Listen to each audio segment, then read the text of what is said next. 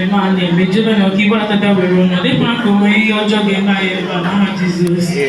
Juvenile keep me right, camera every Juvenile me in the name of Jesus. I reckon in them is a white green. Jesus Christ, by your way.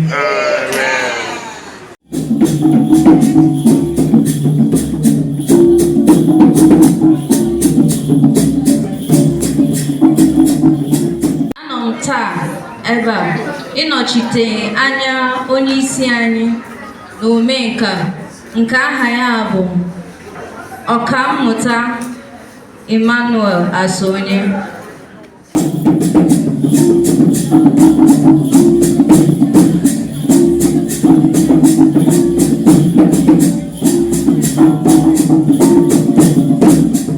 Mana ihe a bụ maka omenala anyị, ihe a bụ maka asụsụ anyị, maka asụsụ ndị bụ ihe na-akọba ndị.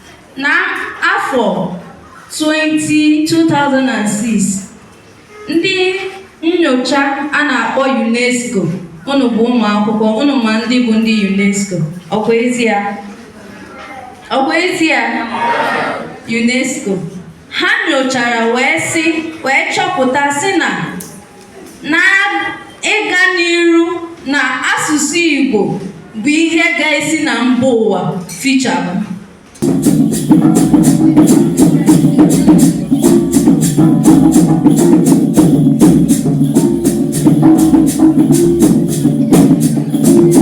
Ya bụ bido ugbu a na-akwado maka na a ga na-eme ya n'ogo junior. Enwe ka m si hazie ya, oge agaghị adị ịgụpụta ya ebe a. Mana enwe ka m si ahaziere m ihe ndị a gara eme bido na-atụ emu nke ọzọ. Ndị junior na ndị senior a ga-asọ mpi ya abịa na amara n'ụkọ ndị junior maka esi esi nri ka ọ naanị ndị senior maka esi esi nri. Mgbe ahụ adezie n'echiche Igbo amaranụ asị na ibi igwe ngwa a na-agba dịka igwe, asị na ibi igwe arụrụ ala, asị gị gba agwa dịka igwe arụrụ ala, ma ọ bụ na Igbo n'owu anaghị eri aka azụ, asị gị gba na-agwa dịka onowu. Ihe na-egosipụta echiche ndị ahụ anyị ga-ewere ya n'ihe vidiyo dịka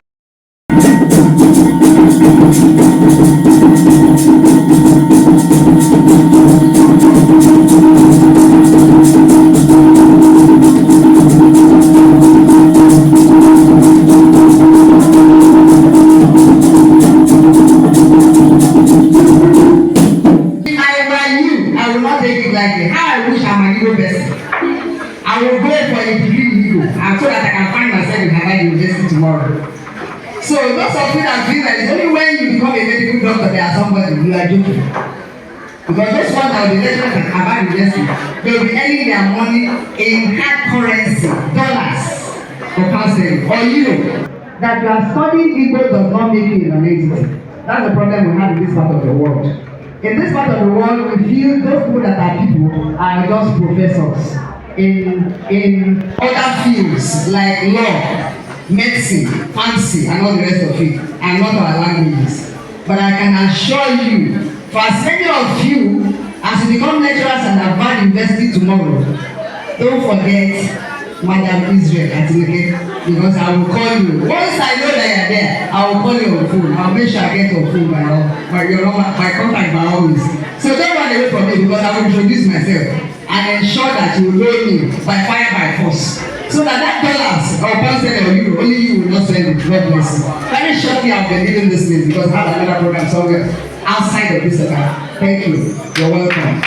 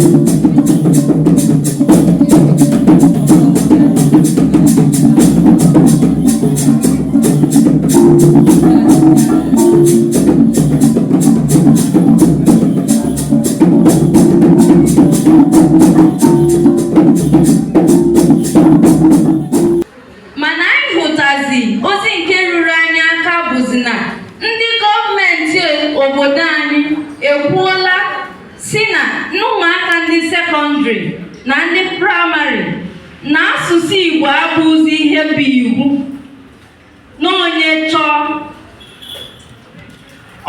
onye chọọ dee ya n'ule nke a na-akpọ WAEC, ọ bụghịzi iwu. Ịchọ ịsụọ, ịchọghị ịhapụ ya. Anyị wee mata na agwọ nọzi n'akịrịka. Ihe ga-eji na-ama atụ na obodo ndị ọzọ.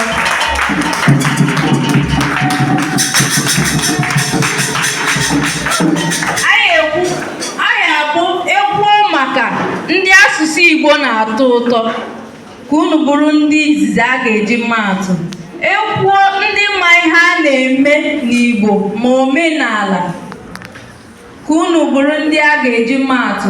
Ọtụtụ n'ime anyị asị anyị kwuo okwu n'Igbo, ị ga-ekwu nwa okwu n'obere oge na-etinyeghị ihe oyibo. Ihe ọzọ na-akpata ihe a bụ na ndị nne na nna anyị ịsụ oyibo na ụlọ akwụkwọ, ịlatakwuo n'ụlọ asị gị sụba oyibo. Mana abịa na nke ịgụ akwụkwọ, onye ọbụla gụrụ Igbo, ndị ụlọ ọrụ omenka na-emeghepụta ọnụ ụzọ ha, nnabata ha na nyere ha aka nye ha ọrụ.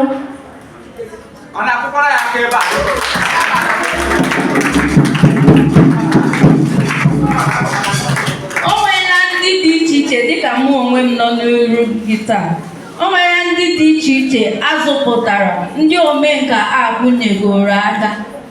Ọ bụrụ na ị nwee mmasị n'ihe Igbo, ọ bụrụ iwu na onye ọbụla ga-abụ ọka mmụta na mathematics, physics, ị na-eme isi kemikal kwe gị na nke ekweghị gị. O kwere gị sụọ asụsụ Igbo, ọ ga-afịa gị ahụ ịmụta. Ịbịakwuo ndị omenka enyere gị aka kwalite gị, ịchọpụ mbịa n'ebe dị elu, ide ule anyị na-ede enyere gị aka. Ịchọ ọrụ ọ bụ na ị ga-arụnwu enyere gị aka.